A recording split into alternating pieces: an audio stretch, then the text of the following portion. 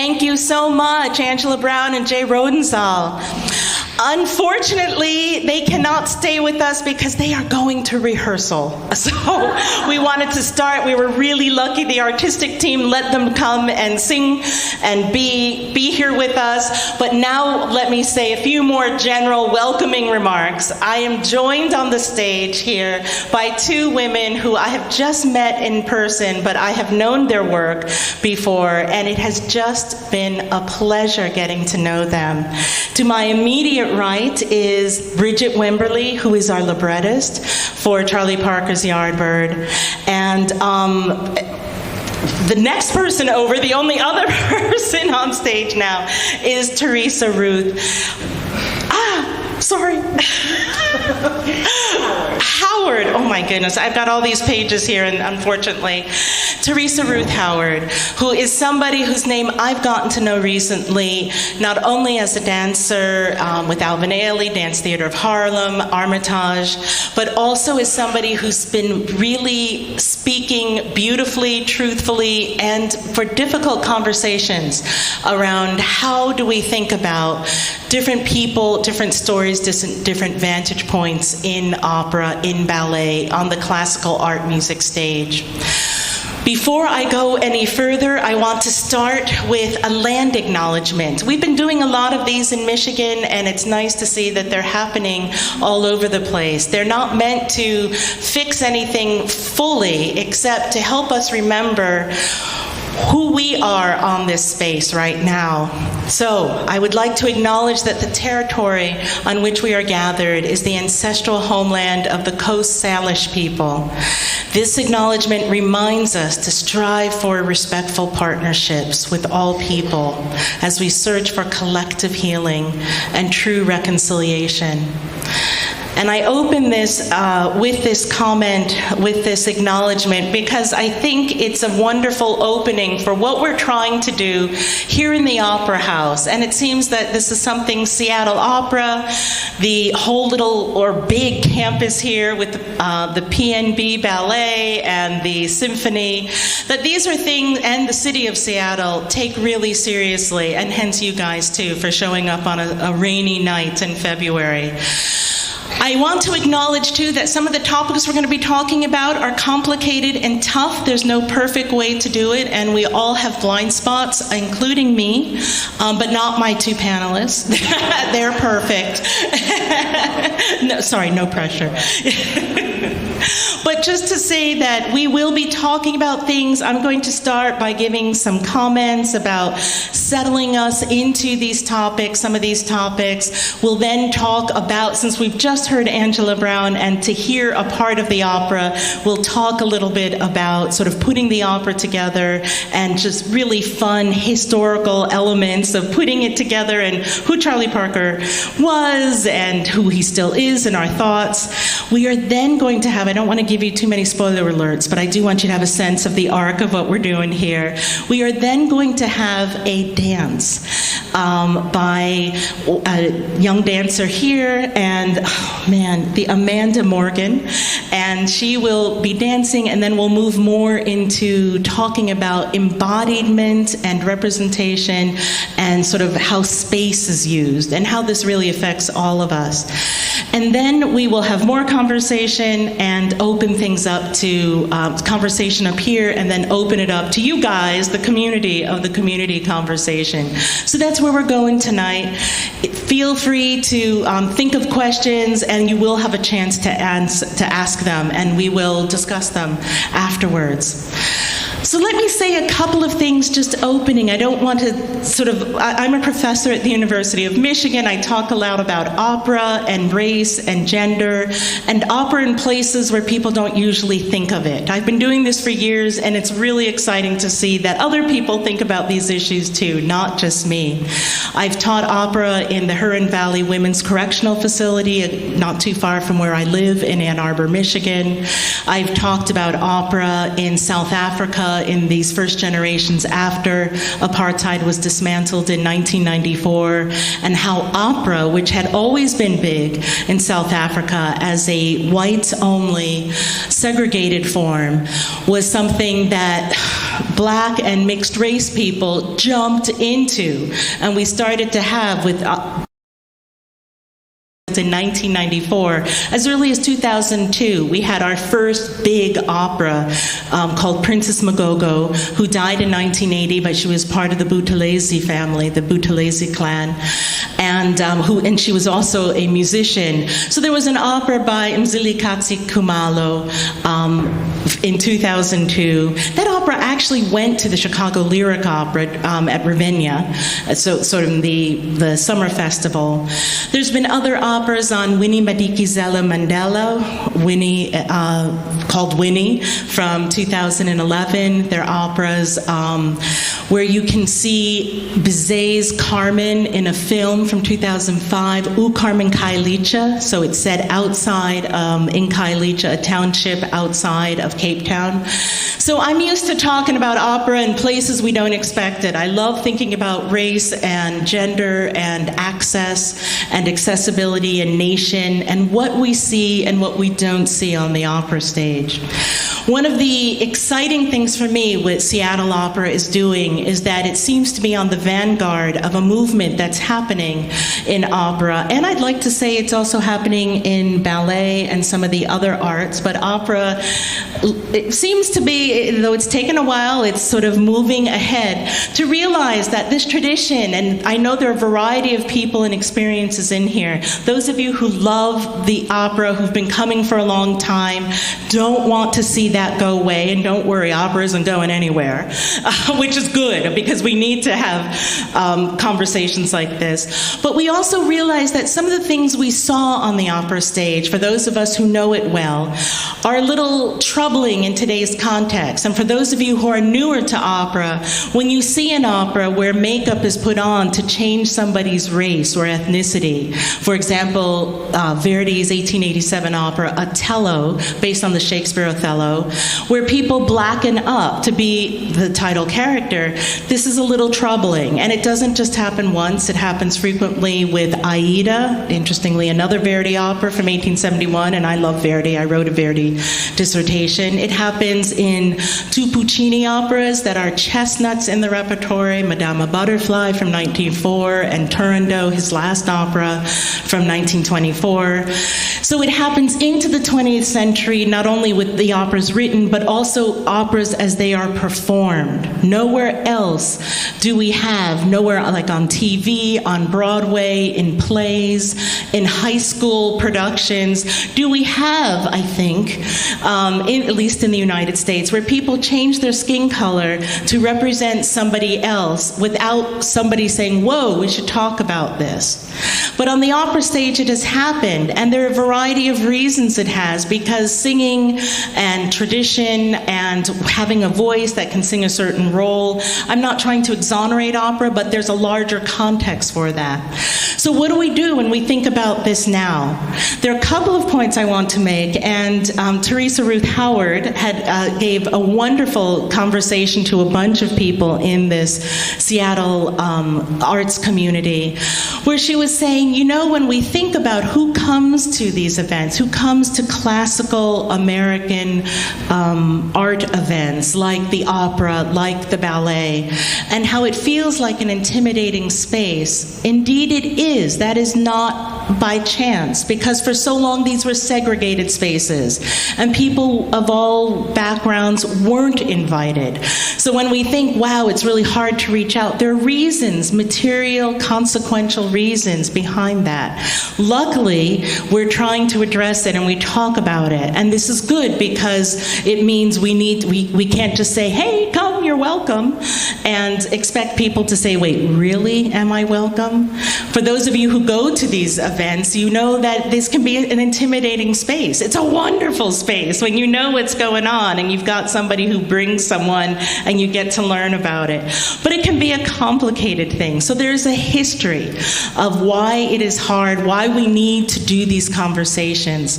Also part of that history is how we tell our stories and how narratives are created. I don't know how many of you have been following the 1619 project that the New York Times published in August, and it's online. All you have to do is Google 1619 project and it will come up. It's something that Nicole Hannah-Jones put together. And this is a groundbreaking new narrative of how we think about the beginnings of the United States and democracy. She has pointed out things that show why these inequities from the past really aren't fully done. And so when we think, sort of, why do we need to do this work today? There are real reasons why we do, and why it's good to come out in the rain, good to come out in an evening where it's the middle of the week. Well, actually, we're near the end of the week. But to be bold and have these complicated conversations. If it feels uncomfortable, there's a reason, and I want to applaud you guys for being here, and to say it's really wonderful for us to help shepherd these conversations to happen. Okay, so just setting a couple of, one other comment I want to mention, setting things up. So these are complicated topics. It's wonderful to be able to say, hey, let's name what these issues are, and then let's move past them. I want to say that it's not as though there have never been operas written by people of color before. We're just finding most of them now. Or we thought, for those of you who might know, William Grant Still, an African-American composer who had the first opera at a major company in 1949 at New York City Opera with Troubled Island, about the Haitian Revolution at the end of the 18th century. Or that we have Scott Joplin's Treemonisha, which is an opera that we know about, we have some of the parts, we know he wrote many other operas, we keep hoping they're going to pop up and be available. But this is a composer who wrote loads of operas. His opera is Treemonisha from around 1911. We know that there are a bunch of operas being written today, and I like to think of this sort of more modern time. We also have operas. Harry Lawrence Freeman is one of the earliest composers, African-American man who was born in Ohio, went to Denver during the prosperity during the Silver Rush, and wrote operas in the 1890s. So we know that there's sort of a scattering of operas out there. The modern time I was just mentioning, I'd like to think of it beginning in 1986 with Anthony Davis. His first opera, he's still a living composer working out of Southern California, teaches at University of San Diego, USD. And his first opera was X, The Life and Times of Malcolm X from 1986. He's written more operas that have been produced by major companies than anyone else. He has another opera, Amistad, from 1997 that premiered at the Chicago Lyric, and he had an opera just this past June 2019, that premiered at Long Beach Opera called The Central Park Five. I mention these to let you know that there are operas being written, and it's very much in this context with Daniel Schneider and Bridgette Wimberly that Charlie Parker fits. We need to have these operas known more. There's I Dreamed, Douglas Tappan, a British black composer from, 2011, he just revised it in 2017, about Martin Luther King. There's The Summer King, which was about Josh Gibson, a black power hitter who was called the Black Babe Ruth, and it was thought that he was going to integrate baseball instead of Jackie Robinson. That's an opera that was just revised, and I got to see it at the Michigan Opera Theater just last year. There's Terence Blanchard, and we have to say his name and smile because he's a composer who's been writing for Spike Lee's films, Jungle Fever, Black Klansman, and just as a well-known composer. the Opera Theater of St. Louis commissioned 2 operas by him. The first was Champion, about a black gay boxer, Emil Griffith, and that was from 2014. And then just last summer, there was Fire Shut Up in My Bones, which is about Charles Blow, who is an op-ed editor at the New York Times. I mean, who would think he would get an opera? I love this, where newspaper writers and people who are writing are getting operas. And Charles M. Blow is also an out gay man who, it's about his growing up in the South and then coming to New York. So I mentioned about, and the last thing about Terence Blanchard, why we smile so much is because the Metropolitan Opera, when they were going to, right before they opened the season this year with Porgy and Bess, they did something which I think is a really wonderful thing. When Porgy and Bess is done, and that's a complicated opera about we love the music, we love the community it forms, and yet it really is about a lot of negative stereotypes, and there's so many mixed feelings about it. So when they opened with Porgy and Bess and did a wonderful production, they also said, we're going to do an opera by a black composer, finally. And they said that it was going to be Terence Blanchard's Fire Shut Up in My Bones. So yes, absolutely.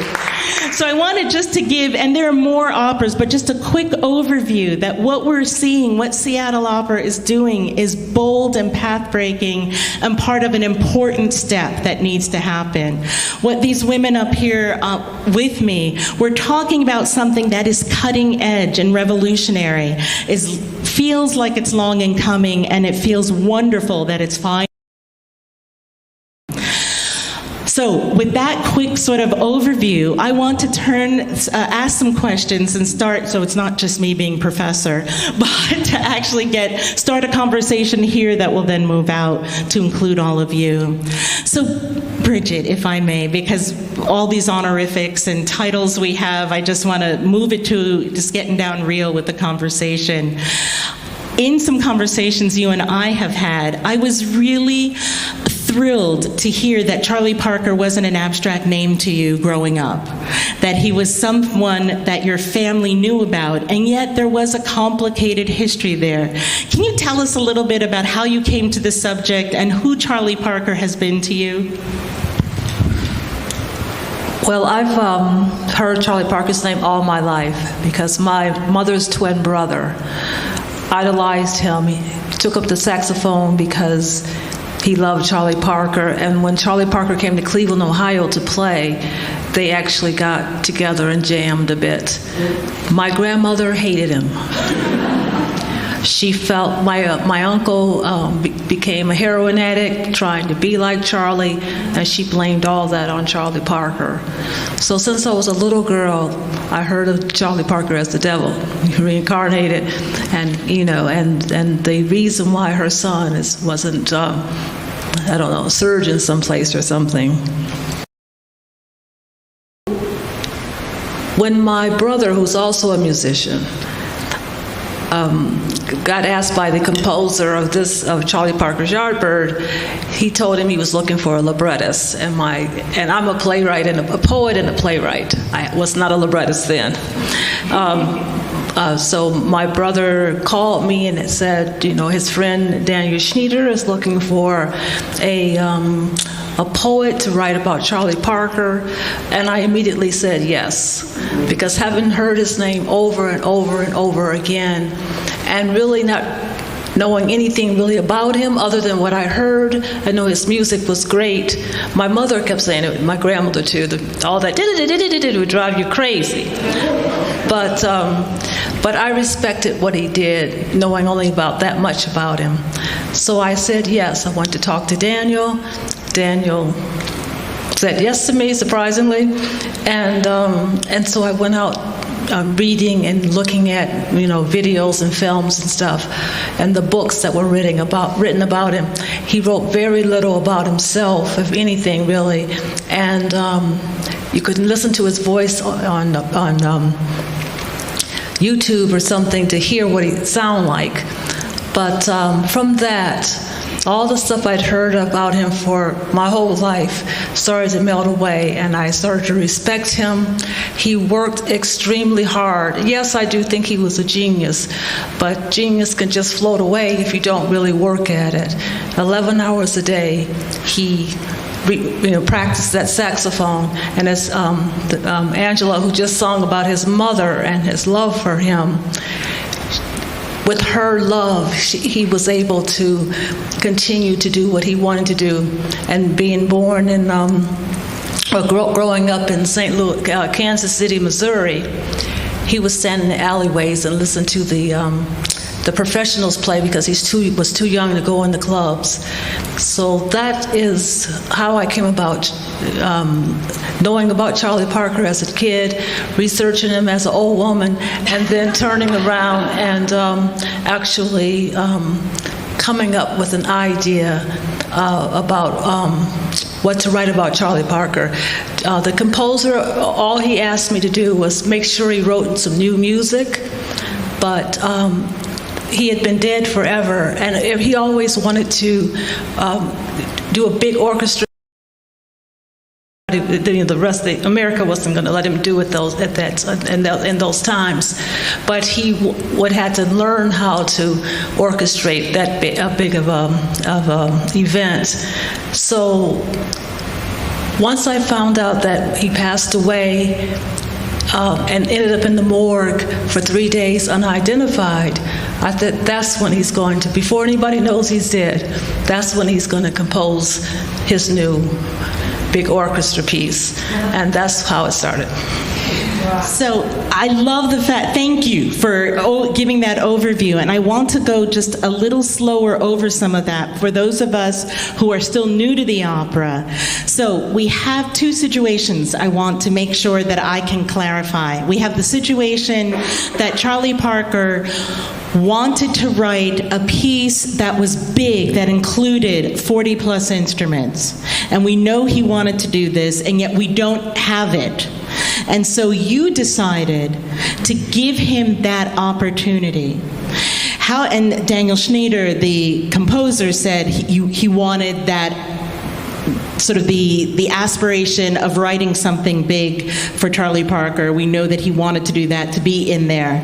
But you see, you as the librettist had a complicated position because you had to say, okay, how do I indicate this big piece that he never wrote? But how do I show Charlie Parker that way? So you used a real life event, like sadly what happened. And the opera takes place almost in this limbo that shows Charlie Parker when he's not alive, but it sort of brings him back to life. So the opera begins with Charlie Parker dead. Yes. Before anybody knows it, other than the Baroness whose apartment he passed away in. So he was in the morgue with the wrong name on his toe, and nobody knew who he was. And he had aged so much from his addiction that they thought he was a 63-year-old man instead of a 35-year-old. So we have the situation, I just want to make sure you guys caught that. He died in the Baroness, who comes from the Rothschild family, and their history, their wealth, their background. She was in New York, had left her, or was sort of on hiatus from her family. Hiatus, I've sort of made that term up. Because she was excited about the big jazz scene, what was happening in Manhattan in the 40s and in the 30s and the 40s. And so she, a white woman, was in the Stanhope Hotel, an all-white hotel. Charlie Parker and some other people from Harlem, other black folks, would come in, and she through the back door, and unfortunately he passed away in her home. And she called the doctor. You'll learn all of this in the opera, but just to let you know, when the opera starts, you don't see Charlie Parker as a little boy growing up and the narrative of his life. Instead, we're in this moment of his death, and it allows us to see and think about him. I'm so impressed with the quotations and all the things you've put from his life, what we know from interviews, into your libretto. So we are getting his words words and other words of the time, but you've created this space, and you have a lot of women in the space. His mom is an important figure. The Baroness is important. In his short life, 34 years is very young, since we're going to live to 100 or more. In his short life, he was involved, had different wives. How many? Well, I think legally he only had one. But there were 4 other women that claimed him as their husband. I've only included 3 in there because that was those that I could find the most about, and that was enough. So yeah. And the last point I wanted to say with the clarification is that for those of us whose jazz history might not be super crisp, Dizzy Gillespie and Charlie Parker played together in Duke Ellington's band. And so the idea, which is wonderful when you think of all those people together, and Dizzy Gillespie is a character in the opera. It's not just his mama and his wives, but you do have Dizzy Gillespie is there. And so this desire to write and to notate a 40-plus instrument piece for orchestra isn't just some crazy idea. He played that music.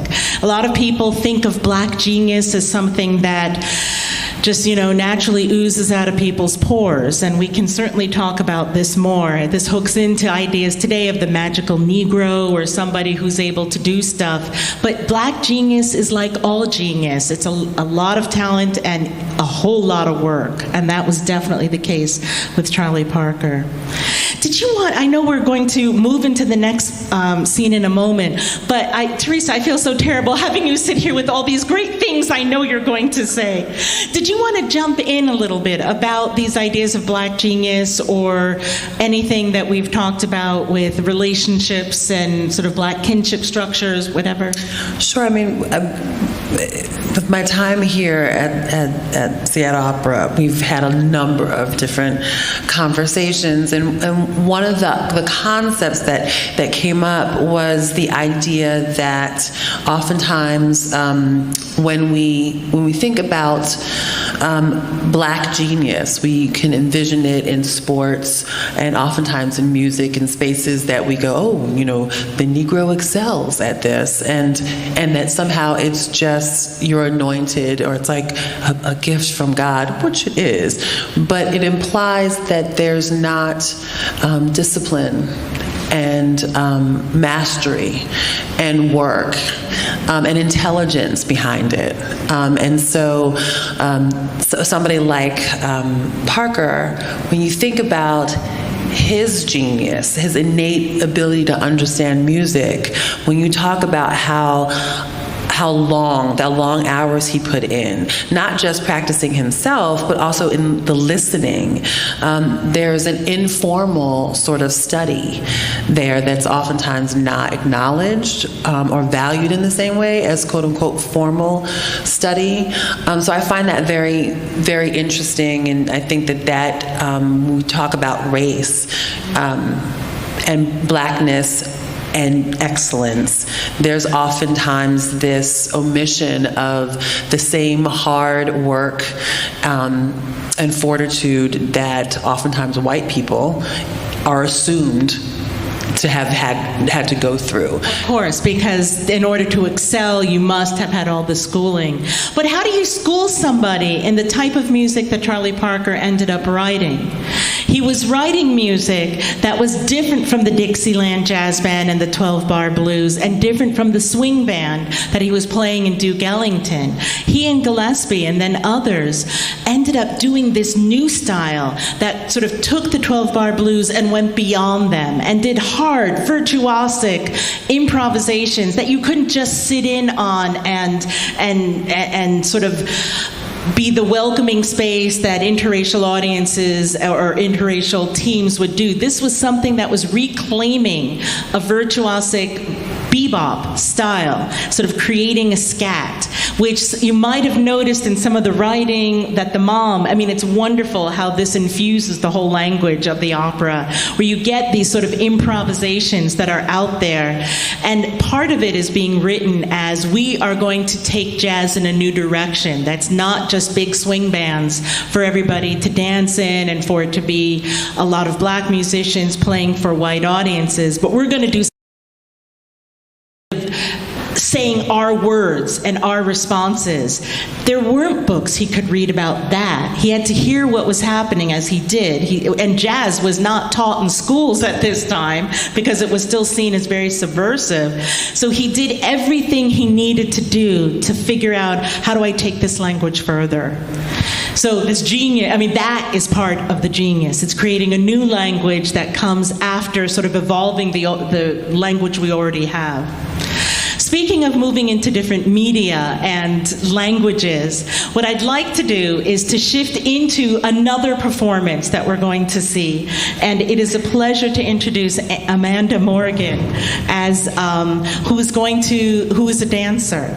Amanda, as she's getting ready, she is from Tacoma, Washington. She's local. She trained at the Pacific Northwest Ballet School, and then she joined the main company as an apprentice in 2016. She studied at the School for American Ballet, Boston Ballet, the Alonzo King Lines Ballet, and in 2017 she was promoted to a core member and still remains one now. She's the only black woman in the company. And I'd like to just mention one thing. In addition to dancing at PNB, Pacific Northwest Ballet School, she's created her own project. Another example of I'm going to put another language, another voice out there. It's called the Seattle Project, and it aims to work and collaborate with local artists and help arts become more accessible to Seattle communities. So she's going to be doing something very soon at the end of this month at the Northwest Film Forum, February 27th at 5:30. Come, tickets are pay what you can, and it's part of this creating new expressions in black arts. And I think, are we ready? Terrific.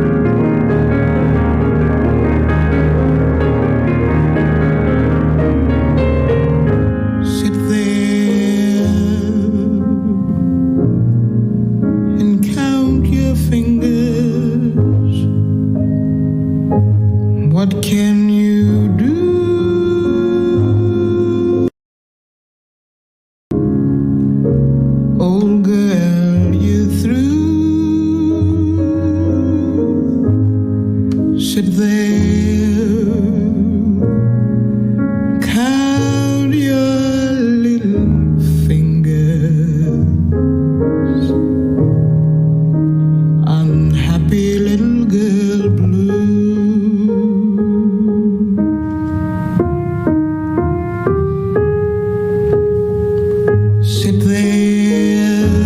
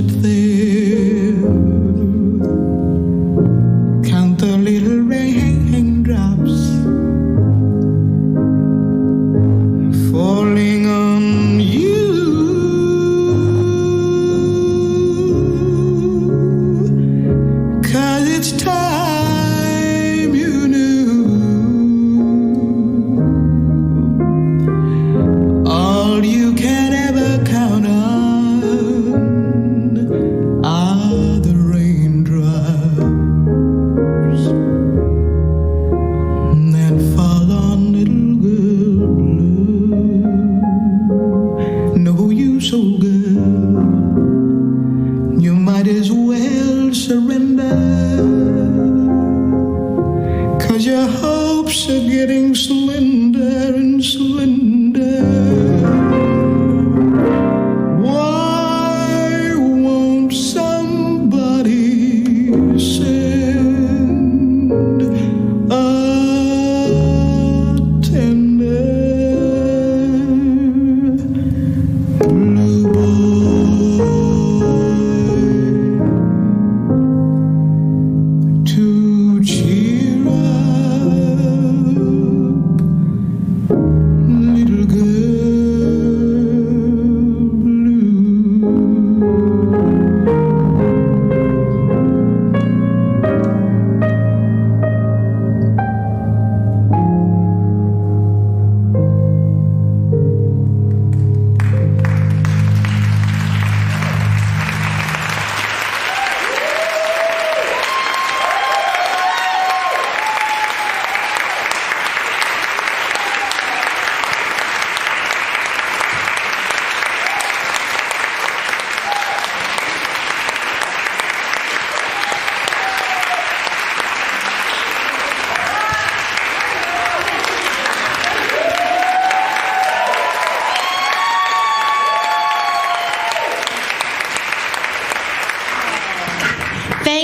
Thank you so much, Amanda, for doing this. Amanda Morgan.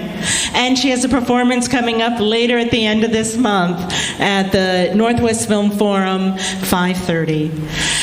So I want to think a little bit out loud, and I'm turning to Theresa Ruth Howard. I am not forgetting this name again.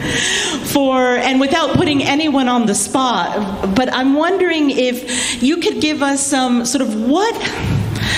I see this, and I see contrapuntal lines between the music, the voice, so the accompaniment, the voice, and then how her body kind of brings in these different lines together. So it's almost like three things are happening for me. And as a musician and who's thinking about, somebody who usually thinks about music, seeing someone in space, it's just, and how she uses sort of up and down, all these different levels are amazing.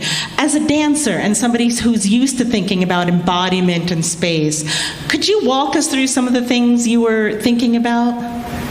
Or is that really an unfair thing to ask?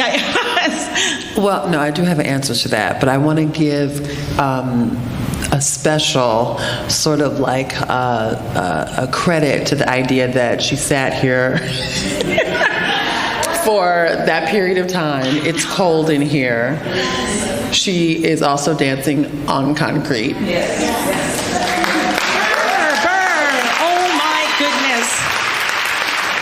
So, I just wanted to point that out. It doesn't it's not like the genius, you just pop up and it just comes out.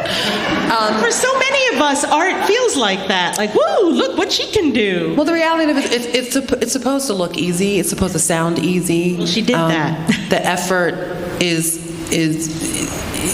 the classical forms don't honor the visible effort. We're trying to hide that, right? And I think that's very, classical music. It's not supposed to. You're not supposed to be struggling. It sort of happens with dance and music. Yes. Right, and so it almost makes you think, oh, maybe I could do that, and then I'm like, oh no. It's inspirational and aspirational, right? And yes. that's part of what I think the classical forms specifically are after. I think that modern dance and postmodern dance actually wants to pull the veil off and oftentimes show you the work, show you the ugly, make you think in a different way. It's less escapist than some of the classical forms. So this was not part of that postmodern tradition? I think this is an amalgam, and I think that you can probably speak on. Did you choreograph this? Yeah. So, wow, yeah. Another round of applause.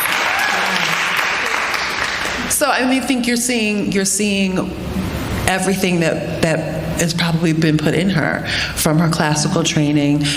Dancers often train in different techniques. Your relationship to social dance, your personal culture, all of that is embodied in that. And I think that what is interesting to me about artists of color, and specifically Black artists, is that historically we have been in ballet since it hit the shores of America. I have a timeline on my website, MobBallet, MOBBALLET.org. And the first data point is 1846. There's a man named George Washington Smith who was rumored to be mulatto and debuted Giselle in Boston with the Austrian ballet dancer Fanny Elsler. And so we've been studying and in the art for a long time. Okay, I just want to make sure we got that, because this is new information that doesn't happen in the textbooks. 1846, a brown body was dancing Giselle, very high classical Aubert, is it? I can't. Well, I guess he would be Blackish. We can say that now. Sorry, Aubert, sort of the composer, 19th century ballet tradition, and it's not something that just happened only a minute ago, but has been happening as the tradition was developing. Black bodies were doing this. Right, but not welcome in the mainstream or white space. And so what ends up happening in ballet, and I'm going to assume that in classical and voice and music, is that one, we create our own spaces, but two is it forces a lot of the classically trained ballet dancers specifically to be able to cross genre.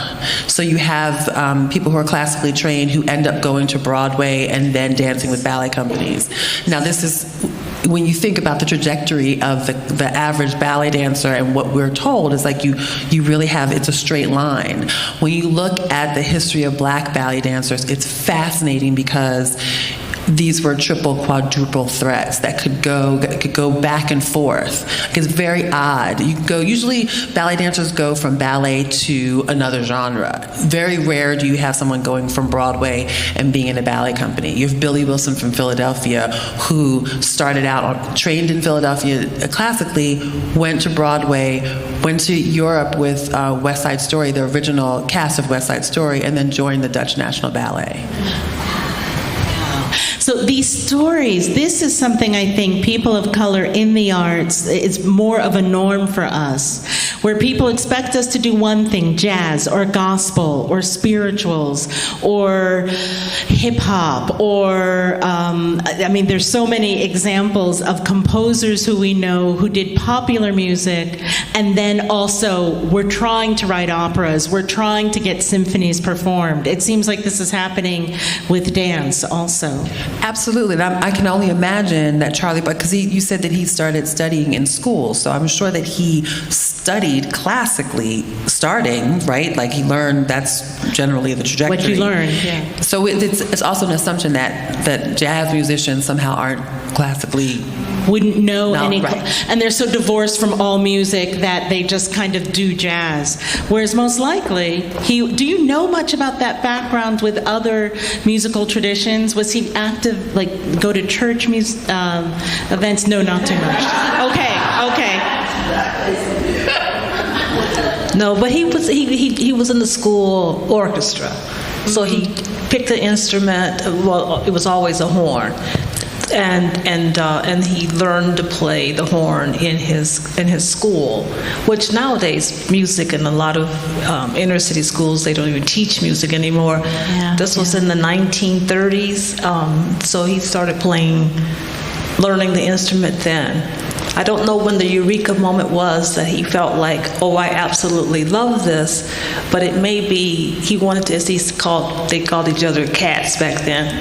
He wanted to hang with the other cats in the clubs, and the women loved them, and that was probably more of his teenage thing, like, ooh, if I could play this, But he took it on seriously, and most of the day that he played it, and the whole neighborhood complained to his mother about all of that noise her son kept playing all day long and half the night, as she defended him, saying, no, he's a good boy and he's going to be great. Go, Mom.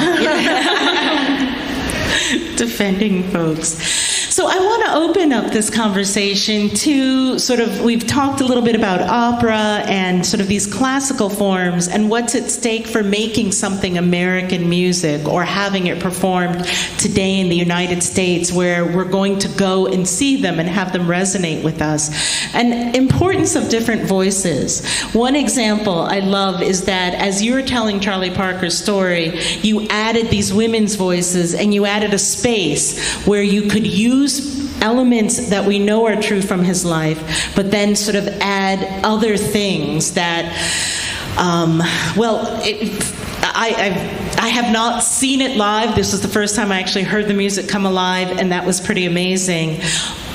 This idea of having the voice can become almost a scatting instrument, not as only a singer, but also invoking the saxophone. Were there other experiences that you put in there, sort of bringing people together who maybe hadn't come together before? In the opera, the people in the opera all were truly they were in Charlie Parker's life. We also he went to the mental hospital at some point, and so there's that scene. And depending on the number of, every opera company has done it differently. But so other than his description of what it was like to be there, the directors have they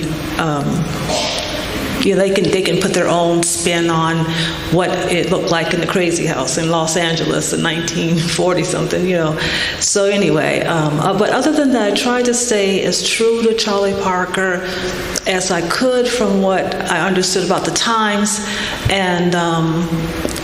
and listen to other people talk about what it was like then, because Charlie didn't really talk that much about, there's not that many recordings of Charlie Parker talking about his personal life. It's everybody else. There's a book out there where everybody's talking about Charlie Parker.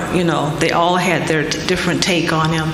Some of them, are similar, but he impressed different people in different ways, but he impressed everybody.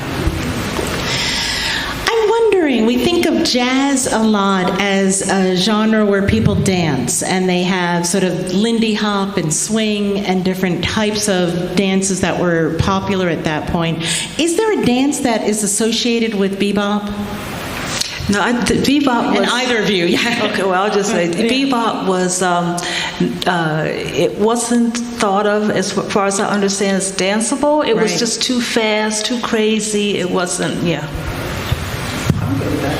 You're going to go? Okay, yeah. Because or do people use this for choreography that much? Because there is something in the music that seems to be saying, this is who I am, this is my voice, this is like, listen to me, listen to me. It doesn't seem like music that can be put in the background or perhaps even integrate, collaborate with a dancing body. I think that was a big complaint about it with the younger people. I mean, Dizzy, they had the glasses and the tam and this image. Yeah, the image cool out there. You had to be cool, and you wasn't cool if you didn't look like that. So everybody looked like that. They would show up with the bow ties and everything else to listen to Charlie Parker. And then Charlie goes to complain about Dizzy clowning with it. He was, the audiences loved him, but Charlie thought of this as serious music, and that was a clash between the two of them. But it put them out there, made them money. They were in Dizzy Gillespie. They were in Duke Ellington's band at the time. They would play at night, and then when they got off stage, they would go into their little hotel rooms and go do all that crazy. And the rest of the musicians would stand there and say, "What's wrong with them?" But eventually they came up with I don't know how they got the term bebop, but bebop, and it just changed the whole thing. All the swinging and stuff, dancing, and the other bands would do. They just stood there and listened to that music. Like, not too sure where we're going. But they were in it, and they had their whole different vernacular that came out about it, cool and dig and all the other stuff, and you know how it is like today. Mm-hmm. The young generation starts their whole new thing, and they were young, and everybody was following them then. I want to talk a little bit about what is it like to put a musician and a saxophone player, but how do we have an opera where we don't have Charlie Parker's music per se, although there are a couple of quotations in Schneider's score, and when we don't have the Charlie Parker character literally playing a saxophone? How this happens is, I've noticed you've added a lot of scat elements into the score, and the voices become like a saxophone. I sort of alluded at that, but that's something when you see the opera, you're going to see sort of this embodied saxophone in the singer, in the person who's portraying Charlie. And also, as we saw with the mom, with Addie, how a little bit of that gets picked up in the other singers. So I just thought that was so interesting of who's interacting, sort of how do you represent a saxophone player in an opera? How do you do this with words? Yeah, what we tried to do was with the other dialogue that's all sung, we just tried to have the flow of it like it was jazzy, Yeah. So it wasn't just hi, it's hey, just to make it sound like it's part of speech, and so, because it's not the actual instruments. What is at stake when we put these stories on stage? When we show new stories and tell new narratives? In terms of the regular opera canon and what's out there, when we think of Black life on stage, Black bodies performing characters on stage, we go to Gershwin's Porgy and Bess. And there, as I've mentioned before, there are a lot of wonderful things about Porgy and Bess. Seattle Opera did a really thoughtful production just a couple of years ago. But I'm wondering, and particularly in ballet, what some of the Bayadere you were talking about before, Charlie Parker is known today primarily, and it'll be different for us because we're getting this more in-depth look, but he's known for being an incredible saxophone player and an incredibly tragic figure with drugs. I guess what I'm trying to do is to get us to talk about what's at stake when we put new stories, new narratives on stage. And how, sort of, I don't know in terms of if you've been able to do programming or talking with other companies. I've done a very remiss, terrible job of being somebody introducing people and not giving you more of a background of who our panelists are, though you probably know a lot about them. We have Bridgette Wimberly, who is a poet and a playwright and has had great residencies, won awards, and Charlie Parker Yardbird is her first libretto. And then we have Theresa Ruth Howard, who is an incredible dancer herself with major companies. But more recently, and I like how you said it was almost accidentally, you got into talking about what is diversity, what's at stake with having diversity in companies and ballet companies, where before Misty Copeland, almost nobody even talked about this. And yet, these were still issues, and they were still people who were performing things, or the lack of integration in big ballet companies. What is at stake? And that's my way of saying, how do we talk about this today? How do we change these things? I know you've been doing a lot of work with this, and you gave this wonderful discussion or presentation and a great discussion here for the Seattle Opera and Symphony and the Pacific Northwest Ballet as workshops. Can you talk a little bit more about that work you're doing? Sure. I think that I would have said that ballet and opera are sisters. I mean, they resemble each other, but they're not twins.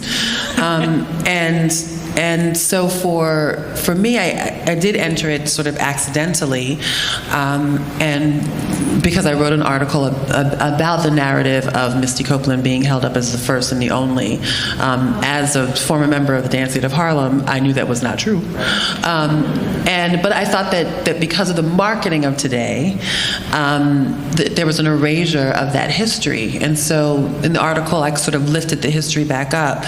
And I think that what's at stake is that the classical forms have to be relevant, and they have to speak to the people on the planet and the cities and the communities that they serve.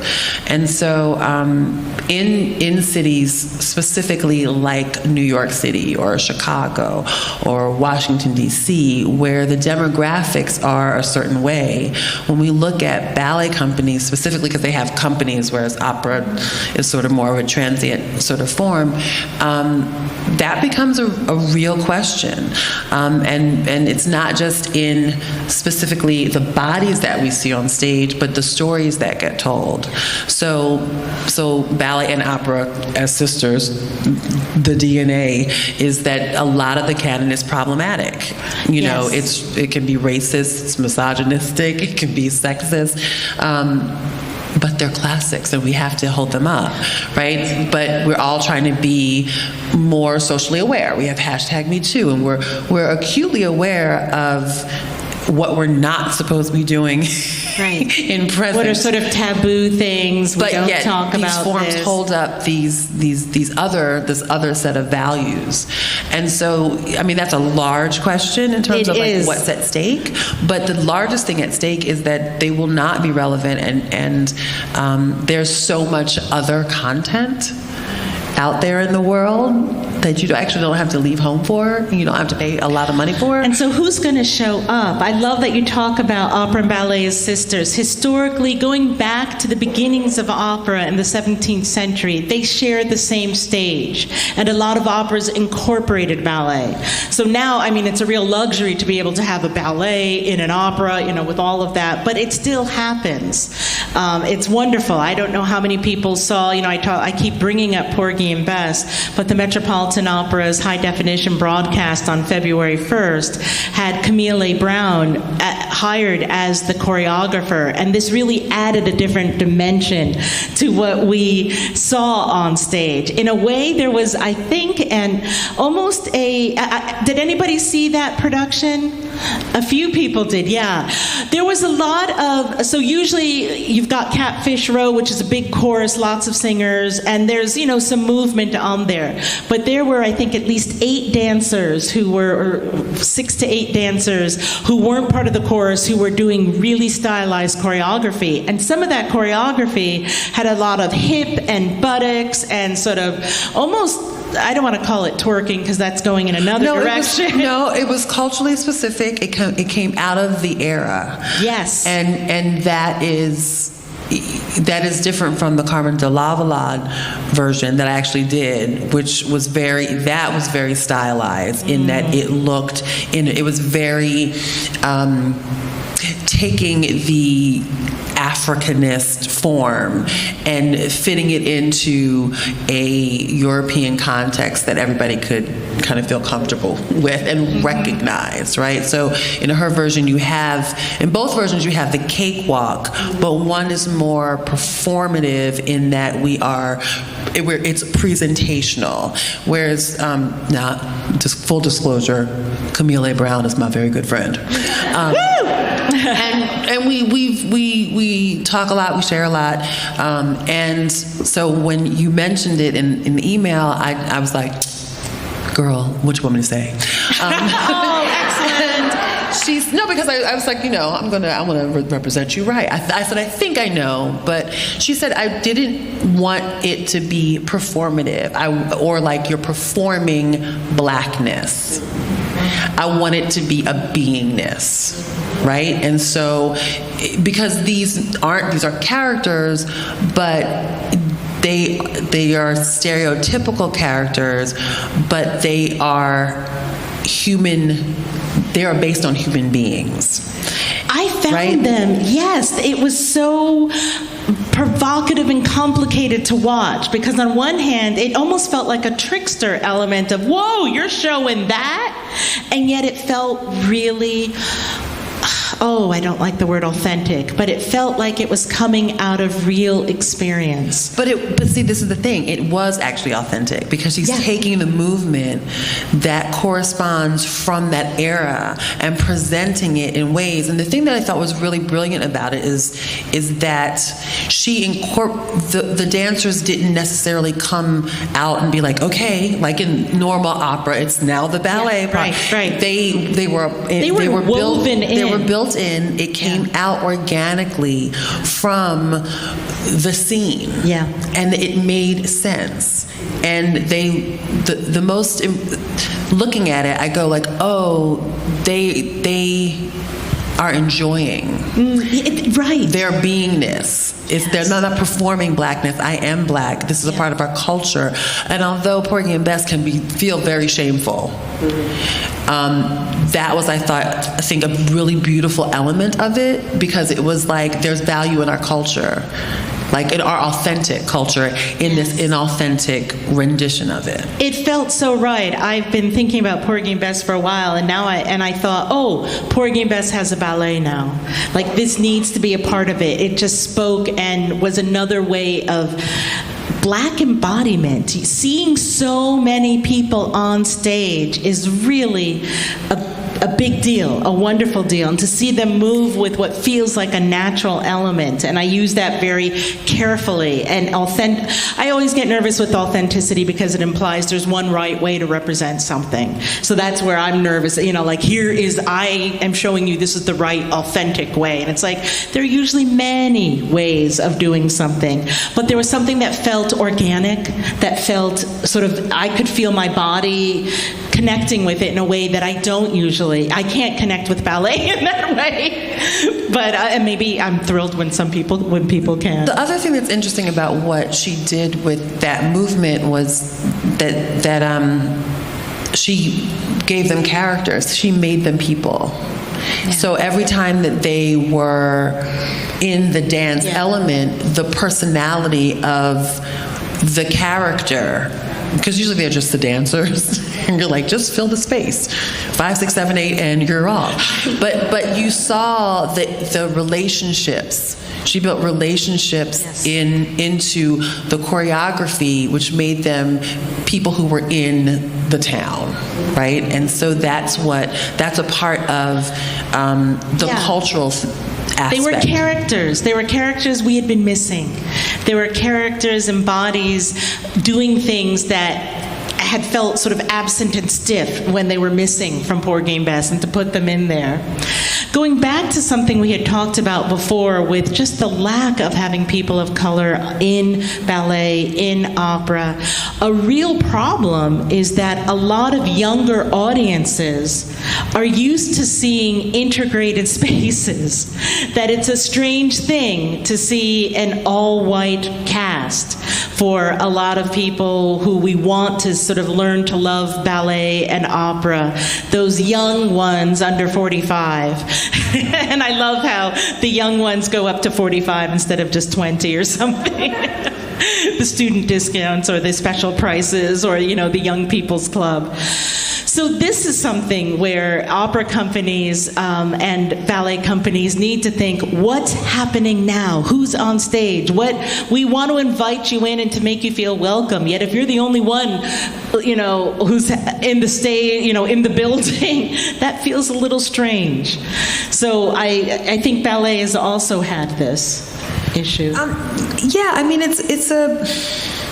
We're in a very interesting space. Yeah. Where and when I'm thinking about it, I'm careful because there's a lot of work to do, but there's a lot of work being done, and in different areas of the field. Like the schools are more porous, and so there's more that's good elasticity to be able to bolster the pipeline. It gets harder up at the top because there is a standard and an aesthetic that we do want to preserve and we have to make sure that the dancers that we're creating dancers that are really viable and of the standard. I agree with that. I'm elitist too. Nobody wants to see lower standards. Let's just get that out there. But I do think that some of the stories that ballet can tell, like when we're commissioning work, we can look at whose voices. Like I think it's like as a Black librettist, like who telling a story of a Black man, whose voices, whose stories are we telling? And they don't always have to. If you only have white bodies, I mean. I always say this, I think it's odd that Atlanta Ballet doesn't have a Malcolm X ballet. I mean a Martin Luther King ballet. But then you can't have a Martin Luther King ballet if you don't have no Martin Luther King. Or a Coretta. Like, whose story are you telling? So there's certain stories that you can't actually tell, right? Like, so they don't necessarily have to be historical. I think a lot of times we do that. Like we want, new works about Black people have to always be historical. No. Right? So right. Like who are we? I know who this. Who are we? Fire Shit Up in My Bones, which has become super popular and really is strong. It's about a living person right now. But it can be, okay, Erica Alexander, who was on The Cosby Show, she was the cousin. She now, and Living Single, I was just going there. She now, I think it's called Concrete Jungle. She is, she writes comic books, and she tells the story of how she went into a publisher's office and said she and her then husband were pitching this, futuristic comic book, and he, a white man said, well, Black people don't read science fiction because they don't see themselves in the future. Oh, thanks for letting us know. Right. And so she was like, okay, Hello. let's, French press it. And then she went on to kind of educate him about our history of science fiction. Like, yes, we actually do we actually are the future. But anyway, so that's a feeling. So the idea that when we're looking to what new content is, I think it's really interesting that it's always looking to telling our history, which is sometimes trouble. So finding the positive, lighthearted stories are really hard sometimes, but we can actually create new stories, just like, yes. You know what I mean? Well, we found that this whole Afrofuturism and science fiction, Wakanda, yes, Black Panther, that this is becoming an incredibly fertile area. In fact, envisioning the future is a very helpful thing to do when the present isn't quite what we need it to be. And Black people can tell white people's stories too. I mean, if white people can tell Black people's stories, then why can't we tell their stories? Yes. Who tells the story is important, which I think is a wonderful sort of segue as we're thinking who's telling the story and whose voices are heard. We can still jump in, but I'm wondering, it feels like this might be a good time to open things up for a community conversation.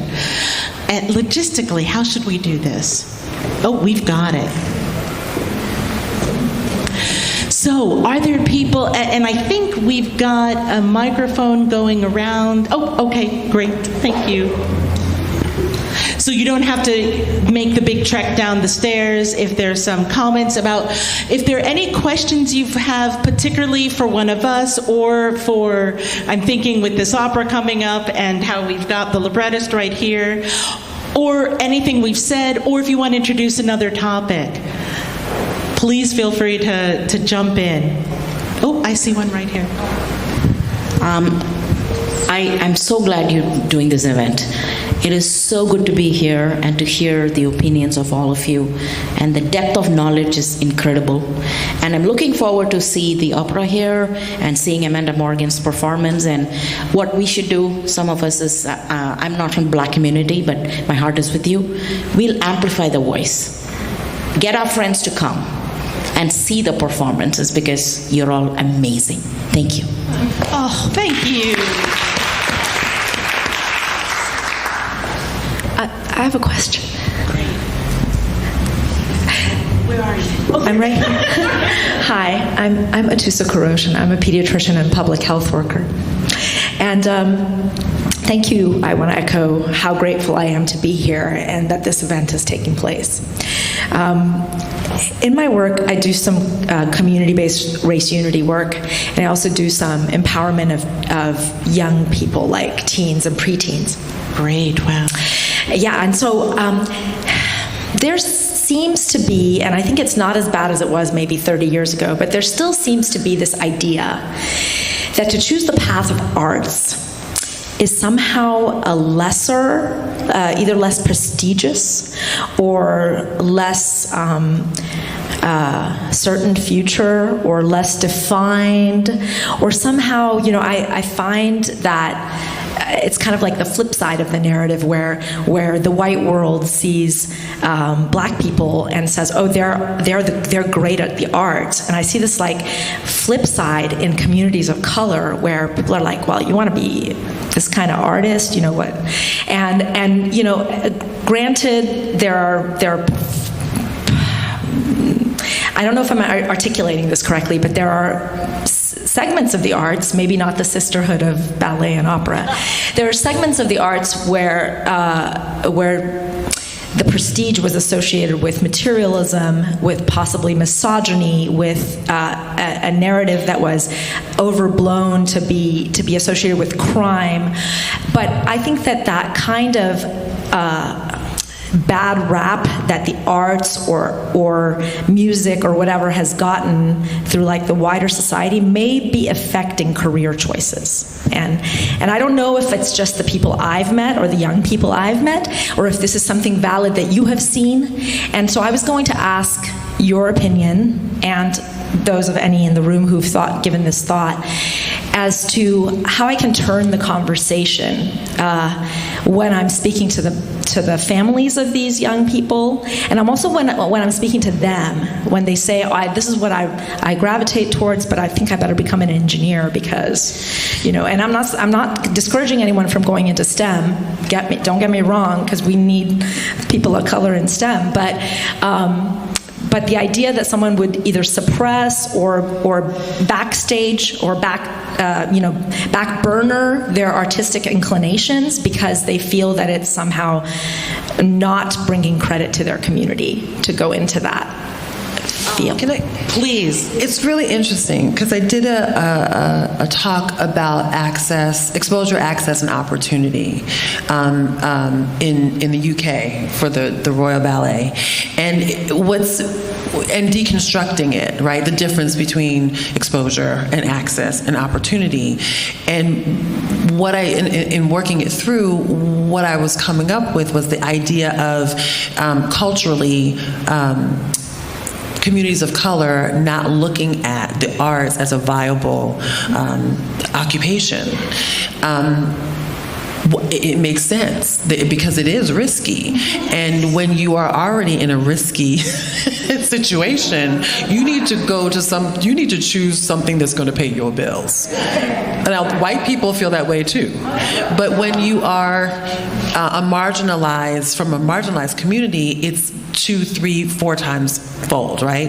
And then if you compound that with the idea that there's a lack of diversity, so you're not even seeing your parent is not even seeing you. Like, that's what they're like, well, where are they? You want to be an opera singer? Name me 7 opera singers, black opera singers. Okay, no, you're going to school, right? That's the truth of it, and it makes sense. And so this is how, like, when you're looking at diversity and solving the problem, you have to work at it from both ends, because I have to be able to convince a parent that they're going to allow their kids to invest their time, energy, and money so that they can support themselves, so that that's a real thing, right? And then let's do the flip side. Then on the flip side, the people in the art form see the idea that parents won't allow their or don't support their youngsters in pursuing that as a lack of sophistication or understanding or value of the art. And it's not. I cannot afford it. We cannot afford it. So that's the dichotomy, that's the problem. That's a catch-22. And it's real. It's real. I appreciate bringing up these really tough questions because we've got, being an artist is hard, and there's no guarantee for anyone, regardless if you've got a lot of money behind you and if you don't. Then there's where are people like me when we talk about the lack of diversity. Then there's the issue of if you try to do this is going to be a tough thing to do. It's so I appreciate you bringing this up. One quick way I handle it is a lot of the students I'm teaching are not music majors, but in other areas in the liberal arts. And I think of the training I'm giving them, so sort of music history courses. I've got a history of the symphony, a race and identity in music, opera culture and drama. I'm teaching a generation of students. One, I always try to bring them to performances because they don't feel, and this is no matter what their socioeconomic background or their race and ethnicity, it's seen as an elitist art. So trying to make them feel entitled by bringing them into the concert space, talking about the works, letting them feel like holding their hand there. And I feel I'm training new audiences. I'm training new board members. I'm training new people who are going to be maybe not doing this as their livelihood, but who are going to be nurturing it. And then their kids, they might understand, oh, this is something I want my kids to do. I mean, we all know that having training in ballet and in music, you can't be poor usually. It's you need money to do these things. It's a middle-class art form. Can I just say one more thing? What we also do, we don't do what sports do. What sports folds people who aren't that talented, who aren't going to the big show, into the industry. But oftentimes in ballet, people, your sole value is in what you can do in the studio or on stage. And if you don't make it professionally, then you're a failure. And so then you are damaged and you don't want to be anywhere near that art form. We need to create, this is a part of the culture, right? Some personal development to see that there's value in you as a human being and that maybe your skill set isn't necessarily on the stage, but you know what, you'd be a great arts administrator. You could be, you know what I mean? Like there's spaces for you in the field, and that only, we need people who understand the art and love the art to be on the non-artistic side as well. So maybe that's something that you can offer, because that sort of skill set is universal. I appreciate this conversation and your question for a number of reasons. You've heard my story before. I had a grandmother who wanted to sing opera, and it wasn't the right time for her. But I started going to the opera when I was 3. So I was in the opera and the symphony and theater, and I wanted to be and dance, and I wanted to. I'm a busted-up dancer. Watching you was so beautiful, and I watched you saying, I can never, ever again really do that. But I also had parents who said, we will pay for college and graduate school for you, and graduate school. But they never saw me dance. They never saw me dance. So they were paying for you to be an artist, but they didn't. They were paying for me to, yeah, but because they did not see it as something that was going to make money for me, and they wanted me to have a PhD, which I have in my back pocket. Well, thank you,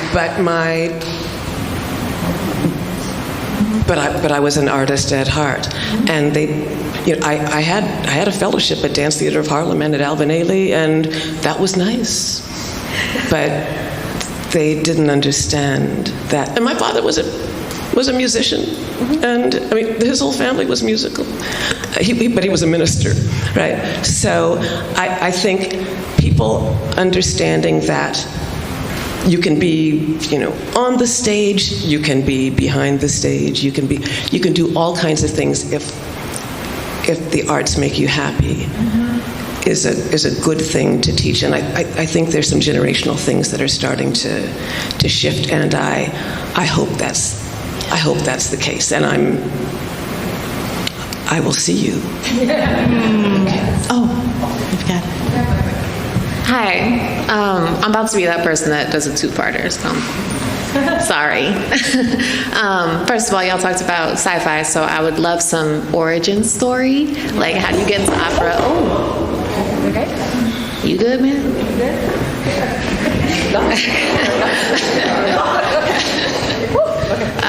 So how did you get into opera, poetry, dance? I would love some origin story from y'all. And then the second parter is I would love to hear what you think are challenges in the arts that are specific to Seattle and portraying Black stories on stage in a predominantly white city.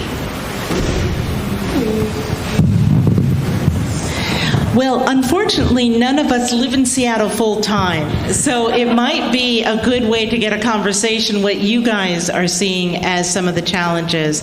I'll start just really briefly. One of the big challenges it seems that Seattle is going through is the affordability issue, where there seems to be so many people moving in, which is wonderful and vital for a city, but some displacement and it's very hard to be. A lot of artists start as struggling artists. Very few start as rich artists.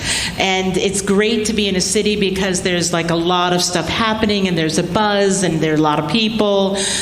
And then it's hard to come to a place and be struggling and not known and to make it. So that seems like one of the struggles Seattle is having.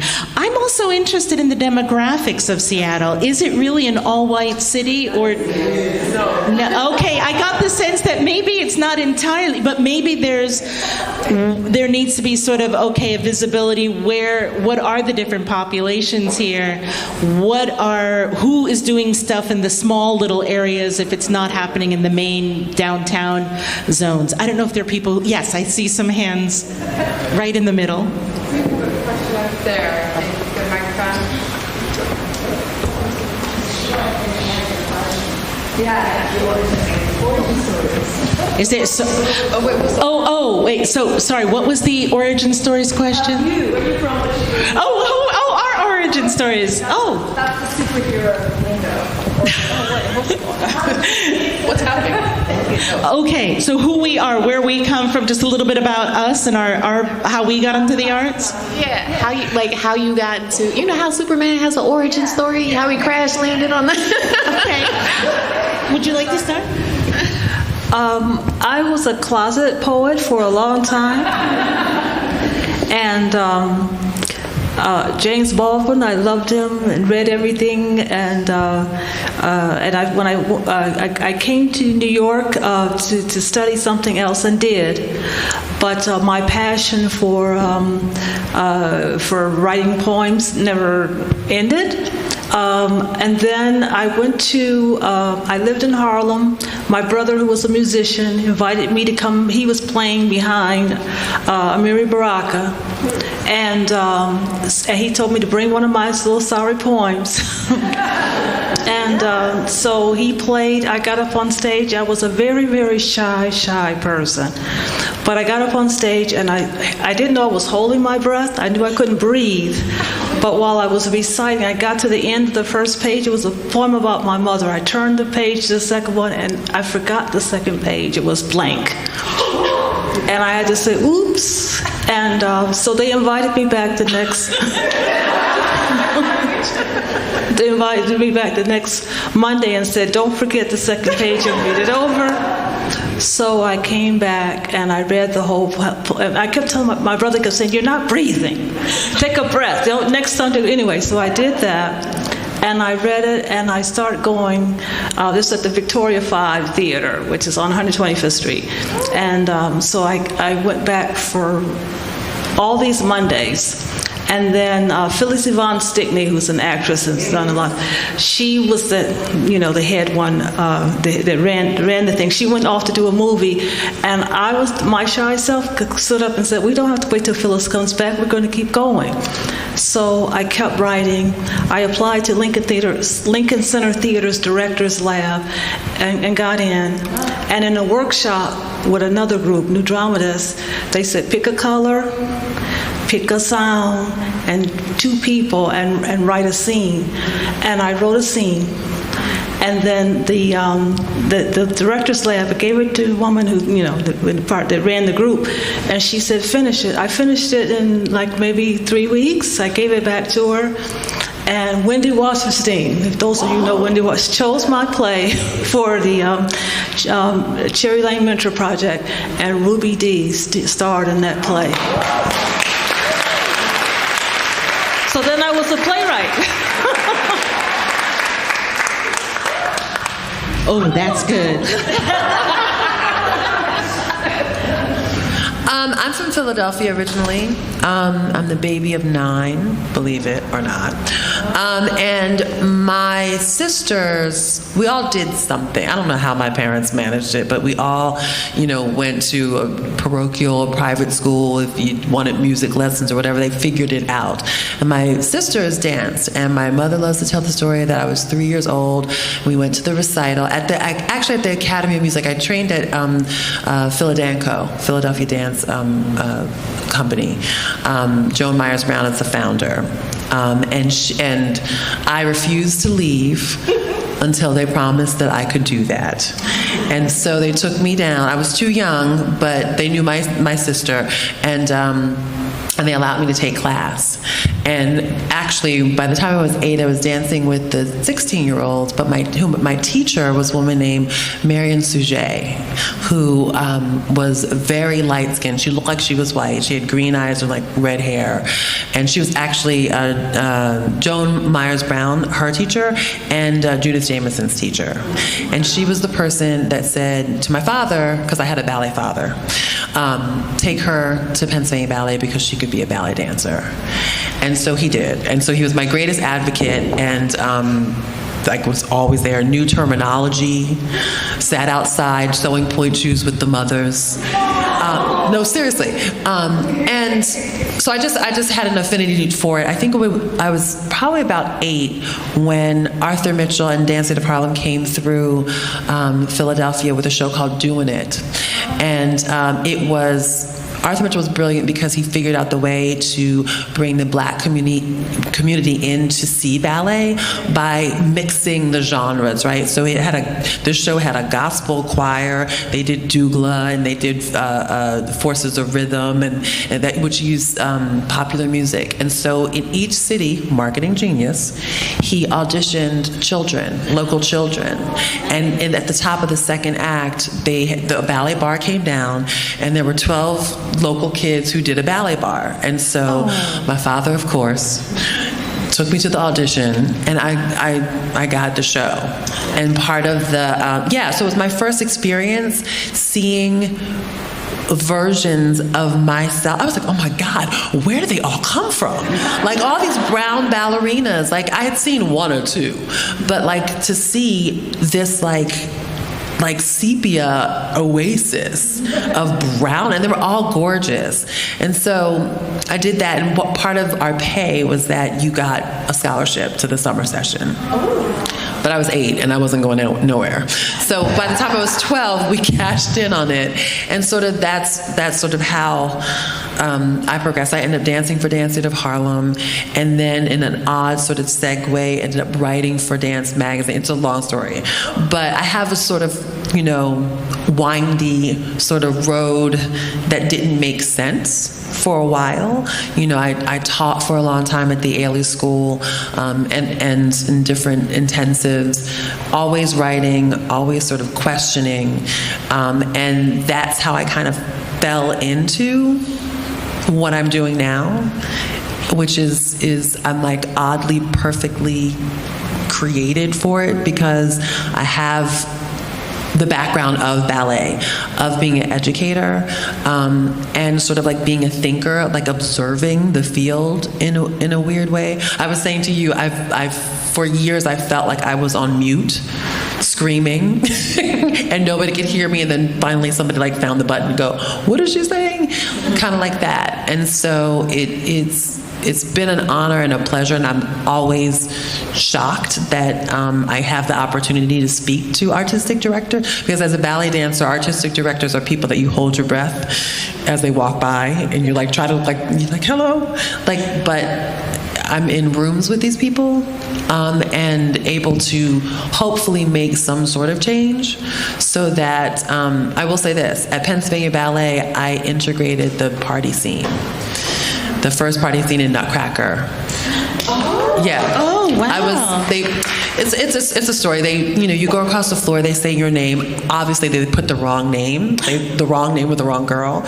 And I went to get fit for my costume, Paul Chanel boy and Bootmaker's daughter, the poor family. Bootmaker's daughter, in the party scene. And so she fit me for the Paul Chanel.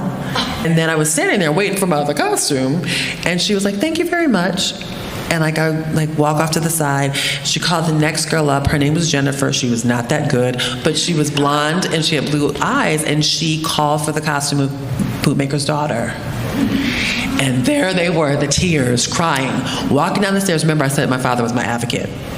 So I'm crying, and my father's like, "What's wrong?" And I tell him through sobs what's wrong. And my father, I don't know how he did it, he didn't go to the administrator. He didn't find Lupe Serrano, who was the director of the school. He found Benjamin Harkavy, who was the artistic director of the Pennsylvania Ballet, who was like a Buddha of a man with this big and like bald head. And he told him what happened, and now I'm between my father and Benjamin Harkavy going back up. I was like, oh, maybe that was a bad idea. I should have just kept it to myself. But he made her give me that costume. And so I had to share that cast with Jennifer. I was very upset. But the next year, it was myself and a Filipino girl named Grace Rodriguez, who was also cast in the party scene. So I guess it's like almost a full circle sort of thing. Wow. These stories we're still hearing, like this is the first one, or this is, wow. So you integrated the party scene. Good for you. I'm not on a wall anywhere, though. Yes, congratulations. My origin story is, it's an interesting one in that I think maybe here's the interesting part. I was basically going to say, I was somebody who loved music. My mother's a singer, and she had gone to Juilliard for a couple of years as a high coloratura. Her father passed away, and her mother didn't think it was good for a young woman to be an artist, to be a performer. So when I came along, she was singing in churches, and she sang Mendelssohn and Handel and sort of classical things. So not opera, but she had that really high voice. So I grew up hearing it. And she would sing in the house all the time. And so I had the best lullabies, all these things where she would, and she didn't sing professionally, sadly. I mean, it was sort of a side hustle that she had in terms of, we'd always be special music at churches, but she had another day job. I was slated to be a pianist, but I'm not a good pianist, and I loved to practice, and I didn't like to perform. And so this was not good for me to be her accompanist, because I just didn't really like it. I'd sit there doing my scales, and I didn't have the personality of being sort of, now this is about me and I'm performing. But obviously I've been able to channel it from her. But I loved music, so I studied it. I loved reading about music history. I loved listening to music and figuring out how to talk about it. I loved my books and my scores and figuring out what's happening on the page. And I also have this weird attention surplus disorder. And I'm borrowing that from Susan Sontag, where I can just sit and pay attention for hours. So I found opera. I just sit and watch and love it and write about it. And so so it's sort of an odd little story, but yeah, that's how I got into it. I was very fortunate that education was really important to my mom. I'm an only child. She was a single mom, and we didn't have money, but I got a lot of scholarships because I knew how to sit and pay attention, and so now I'm having my big moment where I actually get, I teach classes, and that's nice, and I give conference papers, but being with the Seattle Opera is kind of like, whoa, look at me. I get to see this up close. I don't have to just sit back in the audience. So this feels like my big moment in the sun, because I get to talk to you guys. I get to say, I love opera. Here are the reasons why. We've got problems. We need to make it out there, get it out there. How can we do it? You're here. How do I help you? What can we do? So I feel like Mimì now. That's my little story. Thank you. I think, unfortunately, we only have time for one or two quick questions. I see one right here in the middle. Oh, and then there's this woman right here has been trying so hard, so we definitely have to get her. Well, I just wanted to answer the question about Seattle is very white. You guys don't live here, but it is very white. I'm a blues singer, and I've been an artist for 30 plus years. And one thing that I am working on right now is the fact that we are spread out. Black folks are spread out all over, and people of color are spread all over because of gentrification here. Definitely. And I'm working right now to get the Washington Blues Society to actually acknowledge Black folks, artists that we have here. We have amazing artists here, musicians here in Seattle. But they've never reached out. Never. In all the years that we've been, I sing nationally, internationally, they never reach out. They've never acknowledged us. So it's something that I'm working on now, but it would, and I work with the Rhapsody Project, which is for inner city kids to learn blues and roots music. I'm here with my friend because I like opera, because she introduced me to it. I do. I've been to a couple. I'm no pro with opera, but that's great. Yeah, Thank you for being here. Yeah, but I love music, period. And my thing is to get kids back into the music scene, especially here in Seattle, because we are so spread out. And like you were talking earlier about the fact that there are things to do behind the scenes. So when I'm in town, I do get with kids and teach vocal lessons or try to get them to participate. But you do have parents who, some of them have 2 jobs. They're just trying to make it here in Seattle. Seattle is not a cheap place to live. And you have to really reach out to kids. But what gets me is that it's always us people of color and Black folks who have to reach out to white folks that already have it. And they're not sharing. So I just wanted to say that because we are a very white city. That's it. The woman right next to you has had her hand up also. And then rather than us responding to each, let's just get some voices because we do have to stop, unfortunately, soon. So she's my friend. I brought her here because I've grown up listening to opera, and I have always loved. I am so glad to meet you.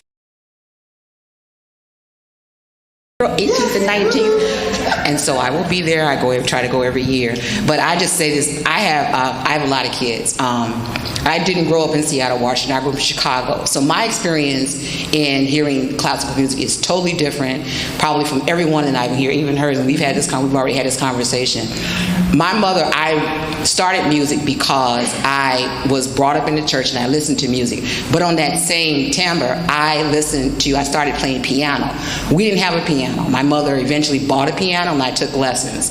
And so from the piano lessons that I took, I went into singing. But I sang in the church, but I went into choral singing because we had at our grammar school. And so we started singing classical music. I knew nothing about it. And so that first year we did it, my teacher was Miss Sosnick. She was a white lady that was there. She taught us. That was the first year we did it at Gillespie Elementary School. We won first place in the choir competition for that first year. Wow. My sister came behind me, who was actually a singer too, which is how we met as a singer also, but she sings different type of music. And we always bumped heads because I am a classical person, bringing up what you were saying about the genre. I'm classically trained, where she is more, she hears and listens, and she did not want to learn the music. I say this because I bring that same thing over to my children, and in all, trying to encompass everything that you all have talked about. As a mother teaching my children, I didn't force them to listen to opera. I didn't force them to listen to classical music. I took them when I could. And so they were able to listen to music, listen to opera, and listen and watch ballet. So they appreciate it. My children now, when there are musicals on television, my children all when Chicago comes on television, they know all of the music. They know all of the dances that come up. Sound of Music in my house, do not tell me to shut up, because if I come up, we all sing at the same time, and every one of the songs to song the music. I say that because even though my mother did not have a lot of money, and I did not have a lot of money bringing up my children, that as a parent, you can just introduce them to these genres. You don't have to make them feel uncomfortable about it, and support them in what you can and cannot do. Similar to what Laura's saying, my mother never came when I was in opera in college. She never came to see me in opera when I was in college. She never came. It wasn't probably she didn't want to see it, but she just did not come.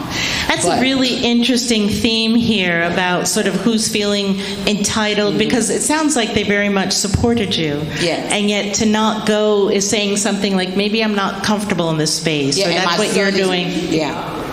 She took me. My son, Interesting. I have 3 children who want to do in the arts. One who does spoken words, a daughter who's in college right now, and she wants to go in photography. Another son who wants to do spoken word at the same time. They want to do it, and as I explained to them, I have not been remiss in telling them, it is a journey that you have to take. It is not something that's going to walk in and knock you down. You have to open up the doors and everything is going to pop up, and you're going to be the next Jay-Z around here. It's a journey. And if you're not willing to, similar to what Charlie Parker, put in the effort and the time, it may not be what you want it to be, but it can be something that you are being part of. And to be a part of the arts world is something that you can never, ever experience with anyone else. It's just something beautiful that you always carry in your heart. So I don't sing anymore, but when they come and I'm here, I'm here. Well, this is a really terrific connection to the earlier question of what do we do as parents? How do we help our kids? It sounds like one of the things is you don't force it, but you make it available. I know, was there one other hand? Oh my goodness, we have a few other hands, but unfortunately I'm getting the sign. I'm going to be here. We can stay here. Please come down and speak with us. There are larger issues with why we probably have to stop and the timing. I want to thank you all so much for being here. Thank you to Theresa and Bridgette. Thank you to Alex and Alejandra, who are behind the scenes making everything work so well. Thank you.